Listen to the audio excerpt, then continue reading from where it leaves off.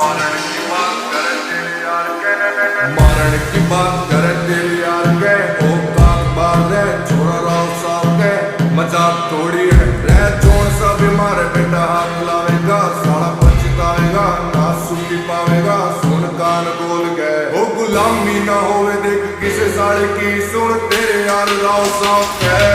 वो तेरे शहर में है